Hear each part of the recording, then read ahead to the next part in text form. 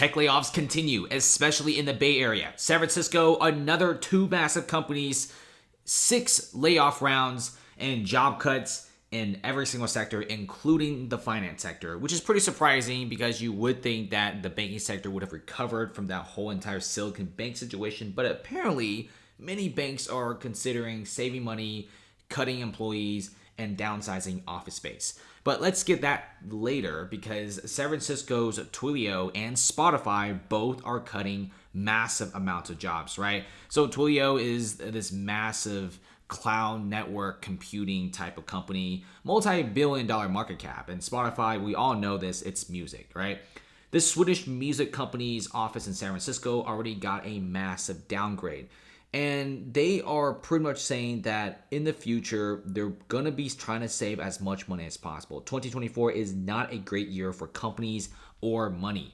San Francisco-based Twilio, which makes communication software, cloud networking, and other products for other companies, is laying off a whopping 5% of its entire workforce. It's a letter included in the filing with the Securities and Exchange Commission.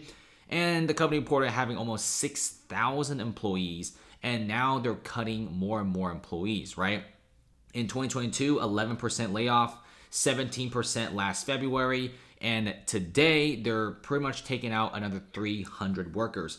This is something not to sneeze about because these are companies that employ jobs that are in the 6-figure range. Most of the engineers and most employees there either make like $70,000, $80,000 or like over $100,000. Some even over $200,000. Like the pay is very, very good.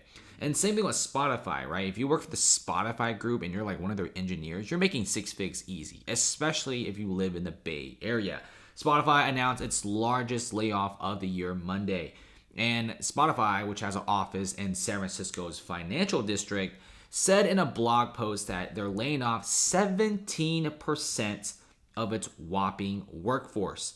That is a huge number. If you thought 5% was crazy, 17%, we're looking at almost 1 in 5 people in the company getting laid off now with no job. Spotify previously cut 6% of its staff in January, 2% in June, with a total of nearly 1,000 jobs, according to CNBC. Now, Spotify wrapped the campaign open. They will be leaving about 1,500 more out of work. And these are some huge layoffs in the San Francisco region, which really contradicts with the amount of construction that San Francisco recently is trying to propose. If you guys look into the San Francisco housing market, you probably notice nobody's buying homes. Rents are extremely cheap and office real estate is at an all-time low. But there's a lot of projects right now that are in the pipeline for San Francisco construction.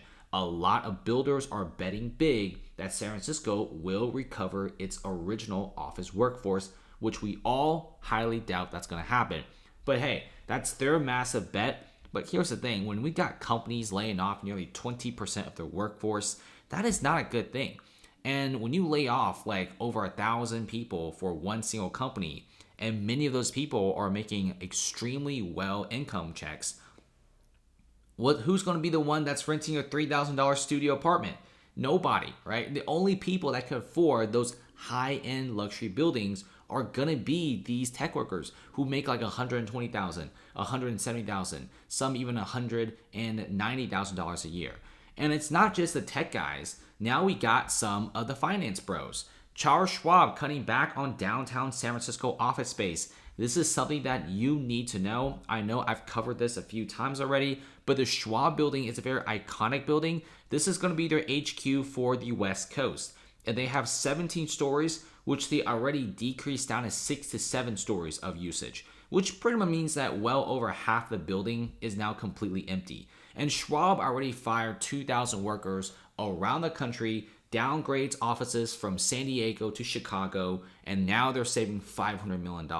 I think people are actually looking at Schwab as a good example because Schwab is saving $500 million a year just by downgrading their workforce and also their office space. Because 2024, with high interest rates, there's a lot of really scary things that are going to happen.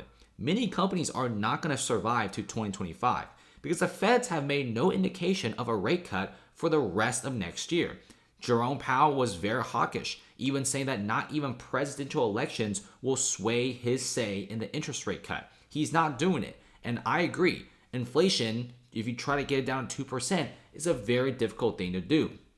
So these companies are starting to see that next year is not great. Let's lay off workers right now, save as much money as possible, and then would pretty much survive to 2025, which by that point, unemployment will probably be 6-7%.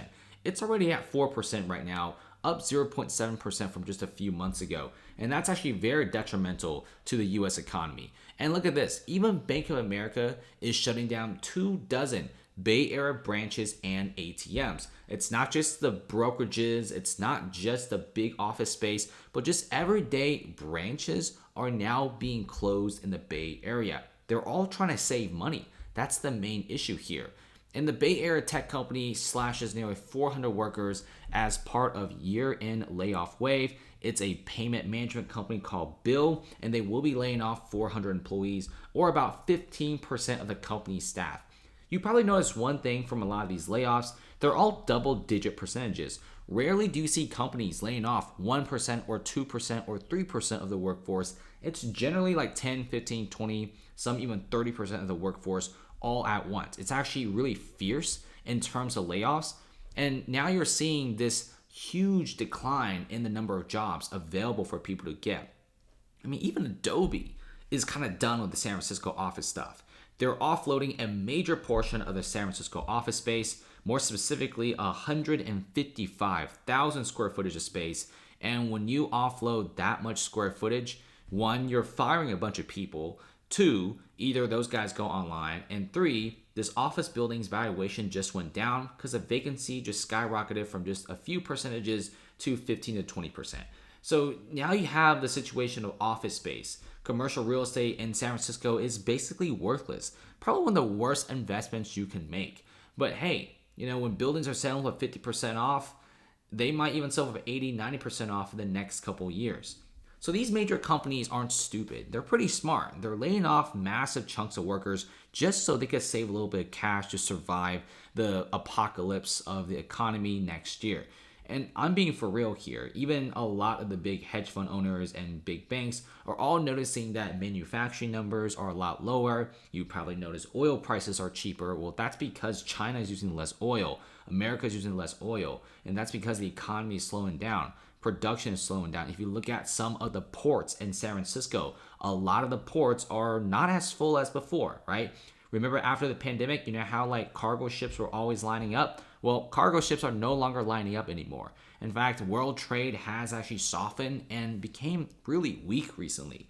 Let's see what happens because these layoffs are getting more and more serious, and we have hundreds of employees every single week getting laid off in San Francisco.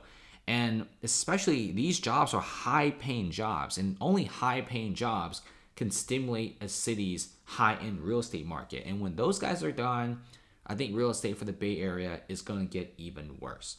So thanks for watching, guys. Comment below, like, comment, and subscribe for more San Francisco, more real estate, and more skyscraper news to come. See you later.